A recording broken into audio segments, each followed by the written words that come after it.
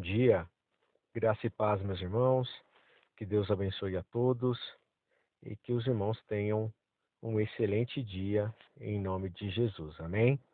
Hoje daremos continuidade na leitura e meditação do livro de 1 Reis, capítulos 4, capítulo 5 e capítulo 6, finalizando a leitura do dia conforme o cronograma de leitura.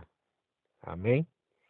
No capítulo 4, irmãos, iniciamos o capítulo 4 vendo alguns detalhes que agora são dados sobre como Salomão administrou Israel. Primeiro, as principais autoridades religiosas, civis e do exército são listadas, como vimos entre os versos de 1 a 6. Salomão aqui, irmãos, revisou o sistema de tributação, dividindo o país em 12 zonas, cada uma das quais tinha que fornecer à família real todo o seu suprimento de alimento durante um mês do ano. Essas 12 zonas, aparentemente, substituíam as antigas áreas tribais. As nações vizinhas se tornaram parte do Império Israelita, também pagaram impostos e enriqueceram ainda mais Salomão. Israel, como nação, desfrutou de paz e prosperidade, e isso nós vimos no capítulo 4, entre os versos 20 e 21. Nos versos 22 a 28, vimos que o suprimento mensal de comida era enorme, pois tinha que manter não apenas a família real e os funcionários do governo, mas também o exército. E finalizando o capítulo 4, por causa de sua sabedoria, Salomão era famoso em países distantes e próximos. As pessoas faziam coleções de seus provérbios e canções, e muitos viajavam para Israel para ouvir sua sabedoria. Finalizando o capítulo 1, entre os versos 29 a 34. Capítulo 5. Iniciamos o capítulo 5, vendo que, sem dúvida, irmão, Salomão pretendia que a construção do templo fosse uma ajuda para a vida espiritual de Israel, mas a maneira como ele realizava o trabalho poderia facilmente ter tido o efeito oposto. Ele obteve o melhor dos materiais de Irão, rei de Tiro, mas o contrato com Irão quase envolveu um ritual religioso e o reconhecimento dos deuses de Irão, como vimos no capítulo 5, entre os versos de 1 a 9. Capítulo 5, entre os versos 10 e 12, vimos que Salomão concordou em pagar por todo esse material, enviando produtos agrícolas para Irão. Mas os fazendeiros de Israel podem não ter ficado felizes em ver seu produto, ganho com muita dificuldade, indo para um rei pagão. Especialmente, irmãos, porque era apenas para pagar por um programa de construção pródigo na capital. Nem as pessoas do norte de Israel ficaram satisfeitas em ver suas terras entregues a Irão para pagar as dívidas de Salomão.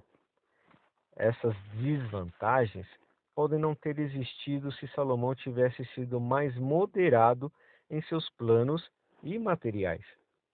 O templo não precisava ser maior do que o antigo tabernáculo, e Davi parece ter deixado muitos materiais para sua construção, como vimos numa referência em 1 Crônicas, capítulo 22, versos de 2 a 5, e também em 1 Crônicas, capítulo 29, entre os versos de 1 a 9.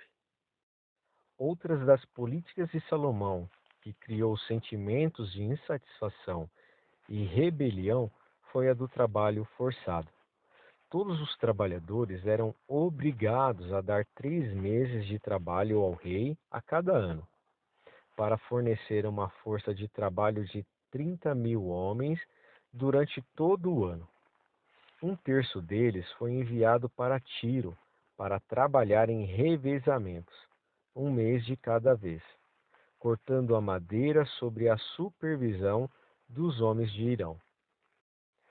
Finalizando o capítulo 5, entre os versos 13 a 18, a madeira foi então levada para o porto israelita de Jope.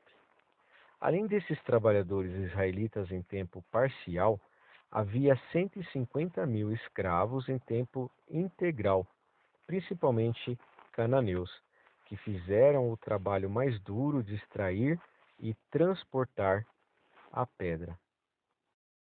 Iniciamos o capítulo 6, irmãos, vendo que a maneira mais simples de descrever o Templo de Salomão é como um edifício de pedra retangular com um alpendre acrescentado à frente e 3 andares de depósitos adicionados aos lados e à retaguarda.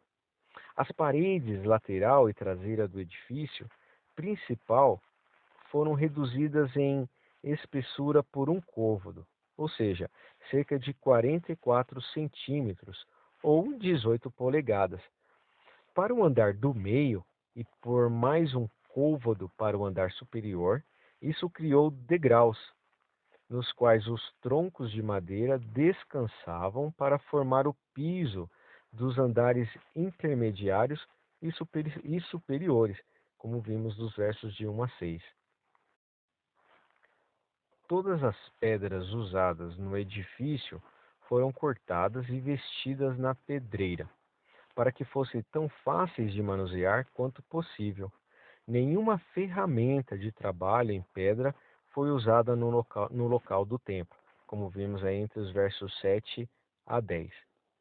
Deus, irmãos, deu a Salomão a lembrança oportuna de que o templo seria um meio de bênção para ele e seu povo somente se ele fosse obediente a Deus. Versos 14 a 15. No interior do templo, irmãos, a obra de pedra estava coberta por painéis de madeira ricamente esculpidos, cobertos de ouro batido. Uma divisória dividiu o templo principal em 2 salas. A maior sala da frente era chamada de nave, ou lugar sagrado. O menor quarto dos fundos era chamado de santuário interior, ou lugar santíssimo. O lugar santíssimo continha a Arca da Aliança, símbolo da presença de Deus. Esta sala tinha um teto mais baixo que o resto do edifício, e também, ao contrário do resto do edifício, estavam sem janelas. Sua entrada estava fechada por uma cortina, um par de portas e correntes de ouro penduradas na entrada, entre os versos 21 e 22. Dentro do quarto haviam 2 enormes criaturas aladas, ou querubins, que lado a lado estendiam-se pela largura da sala. Eles provavelmente eram guardiões simbólicos da arca, como vimos entre os versos 23 a 28. As portas, irmãos, do Santíssimo Lugar eram de madeira entalhada, revestida de ouro, semelhante às paredes do templo. Finalizando o capítulo 6, na sala da frente, irmãos, havia o altar de incenso, a mesa do pão, significa o pão da presença, e 10 candelabros, 5 em cada uma das paredes laterais. Portas dobráveis conduziam do pórtico de entrada para este quarto. Um pátio murado rodeava, todo o edifício. O tempo total de construção do templo foi de 7 anos. E com isso, irmãos, finalizamos o capítulo 6 e a leitura do dia de hoje. Percebemos, irmãos, que nesses capítulos que lemos, que a dedicação de Salomão à execução do projeto, tal como lhe havia sido ordenado, vai render muitos frutos espirituais e materiais, não apenas a ele, mas também toda a nação. E com isso, irmãos, finalizamos aqui a leitura e exposição do livro de 1 Reis, capítulos 4, 5 e capítulo 6. Que Deus abençoe a todos e até a próxima leitura. Um forte abraço e fique com Deus, meus amados irmãos.